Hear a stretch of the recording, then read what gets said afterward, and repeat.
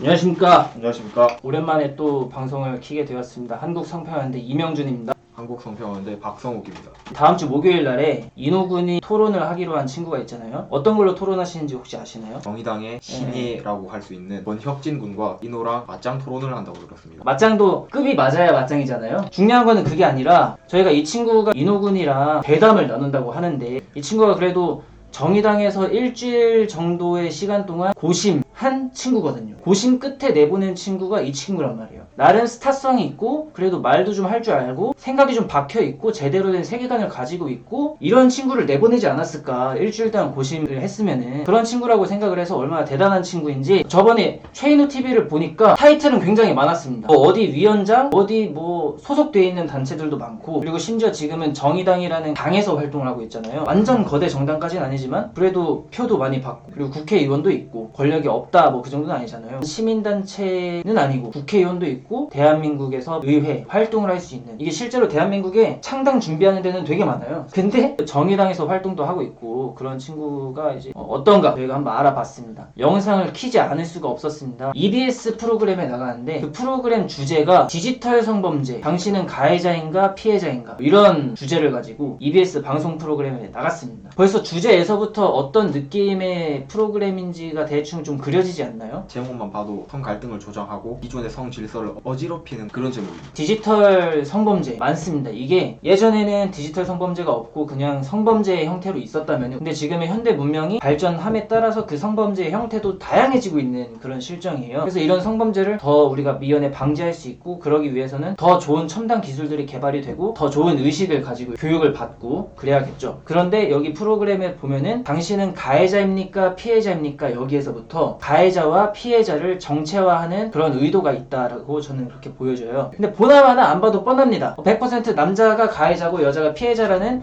그 얘기를 하고 싶은 거예요 아마도. 근데 아니나 다를까 권혁진 이 친구는 남자잖아요. 자기는 이제 가해자로서 자기의 가해 경험을 고백하러 나갔겠죠. 자기가 이때까지 여자들을 성적으로 착취하고 성적 놀이개로 보고 여성을 아주 하등한 성적인 존재로만 인식을 해왔었다. 뭐 이런 고백을 하러 갔을 거예요 아마. 저는 제목을 보자마자 그걸 느꼈는데 아니나 다를까 이 친구가 중학교 때 자기의 비정상적인 그거를 고백을 하더라고요. 제가 충격적이었던 거는 친구들이랑 버스 정류장에 갔다. 거기에 여성분이 앉아 있었다. 그럼 보통 대부분의 평범한 남자애들은 버스 정류장에 여성이 앉아 있어도 그냥 뭐 자기 할 거 하잖아요. 그렇죠. 네. 그냥 친구들이랑 얘기를 하거나 핸드폰을 보거나 그런 게 아주 보편적인 그죠. 상황인데 근데 혹시라도 되게 매력적이고 마음에 드는 자기 이상형이었다라거나 그런 여성이었다라면은 흘깃흘깃 보겠지만 여기서 좀 더 나아가서 센스가 있는 멘트를 던질 수도 있다라거나 던져서 연락 한번 해보고 싶다 이런 용기를 내거나 아니면은 뭐 흘깃흘깃 쳐다보다가 말거나 보통은 여기서 이제 끝이 나거든요. 여기서 더 나아갈 거라고는 거의 보통 상상을 잘 안 하잖아요. 여기서 더 어떻게 나아가야 되는지도 모르겠고 근데 이 친구는 조금 달랐습니다. 조금 달랐어요. 좀 달랐어요. 보통의 남자애들이랑 좀 달랐어. 그리고 또 이 친구가 이런 얘기를 해요. 그 여성분이 약간 가슴이 파인 옷을 입고 있었다라고 이렇게 증언을 하고 있습니다. 보통의 남자애들은 가슴이 파여진 그런 거 보고 있으면은 그게 굉장히 시선을 이렇게 강탈하거나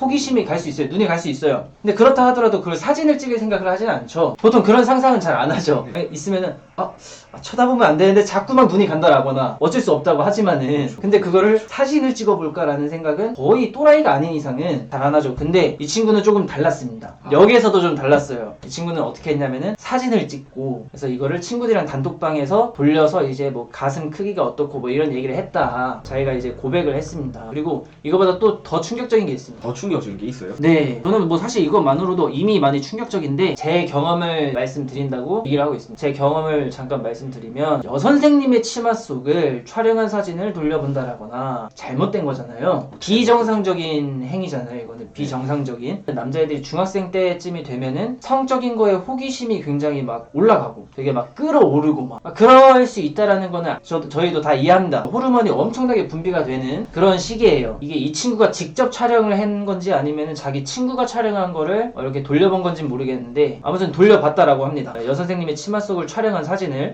보통은 그런 거는 상상을 잘 못하잖아요. 그렇죠. 예, 상상조차 하기 힘든 거를 이렇게 했어요. 근데 여기서 우리가 주목을 해봐야 할 점이 이거는 비정상적인 행위잖아요. 비정상적인 행위이기 때문에 만약에 같은 반에 혹시라도 그런 친구가 있다라면은 그 친구는 욕을 먹거나 왕따를 당하거나 비난을 받거나 지탄을 받겠죠. 왜냐하면은 그건 비정상적인 행위니까요. 이게 모두가 당연히 뭐 남자들은 다 그러는 거 아니겠어 하면서 너 찍었어 뭐 그러면서 다들 그거를 인정해주고 칭찬해주고 뭐 이렇게 하는 게 아니잖아요. 우리 사회가. 우리 사회에서는 이거는 비정상적인 행위라고 알고 있기 때문에 이거를 지탄하고 비판합니다. 그런데 이 친구는 굉장히 무서운 게 뭐냐면은 고백을 할 때 제 경험을 잠깐 말씀드리자면은 저도 중학교 때 제가 그런 게 아니라 저 또한 이미 모든 남성들이 이것이 당연한 거라고. 보통의 남성성 자체가 여선생님 치마 속 촬영하고 이거 돌려보고 버스 정류장 가면은 여자 가슴 사진 찍고 이게 이 친구한테는 보통의 남성성인 거예요. 남성성이라는 것 자체를 굉장히 왜곡하고 폄훼하고 있는 거죠. 이 건강한 남성성을 살려서 건강한 여성성과 화합하고 조화를 이루어 나아가는 게 아니라 보통의 남성성을 굉장히 폄훼하고 왜곡된 인식을 가지고 있는 거예요. 그래서 보통 이런 친구들은 자기의 남성성을 굉장히 부정적으로 악으로 생각합니다. 그렇기 때문에 건강하게 살아갈 확률이 높은 게 아니라 자기의 남성성을 없애버리려고. 이거는 나쁜 거니까 자기의 남성성 자체를 완전히 죽여버리려고, 완전히 해체를 시켜버리려고. 저는 이게 너무 우려스럽고 안타까운 거예요. 사실은 이 친구가 더 건강한 의식을 가지고 살아갔으면 좋겠는데 이 친구가 잘못된 의식에 빠져가지고 지금은 이렇게 생각을 할 수도 있다고 생각해요. 그 순간 과거의 나의 잘못을, 나의 비정상적인 행동이 자기의 잘못이 아니라 남성이라서 그랬다라는 하나의 핑계를 찾은 거라고 저는 그렇게 생각을 하겠습니다. 그거는 사실은 남성이기 전에 본인의 잘못입니다. 본인의 잘못을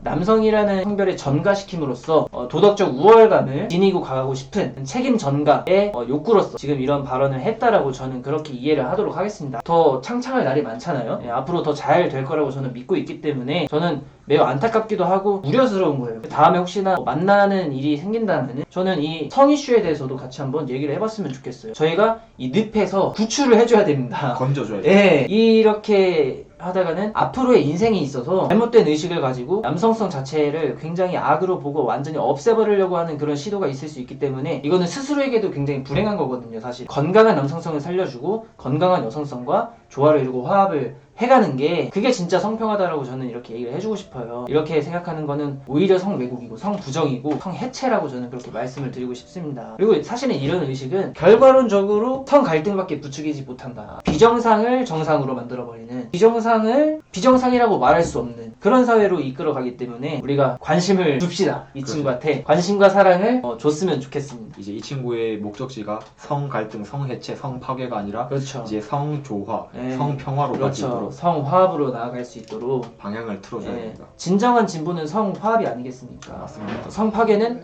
인류의 퇴행이죠, 퇴행. 그렇기 때문에 우리 다음에 기회가 된다면 언제든지 좋으니까 어떤 방법으로든 연락을 주세요. 제가 어떤 그 모든 방법에 대해서 제가 다 답을 드리도록 하겠습니다. 그러니까 다음에 만나면은 성 이슈에 대해서 한번 공개적으로든 비공개적으로든 토론에 대해서 열린 마음을 가지고 준비가 되어 있습니다. 그렇기 때문에 언제든지 연락을 주십시오. 저는 혁진군의 건강한 미래를 응원합니다. 저도 응원합니다. 네. 그리고 오늘은 혁진군에게 또 이렇게 얘기도 했고 조금 경악스럽기도 했지만 그래도 혁진군의 진정한 성평화를 위한 영상을 준비를 해봤습니다. 오늘 영상 시청을 해주셔서 감사하고요. 다음에 또 재밌고 유익한 영상으로 또 찾아오도록 하겠습니다. 네, 감사합니다. 감사합니다.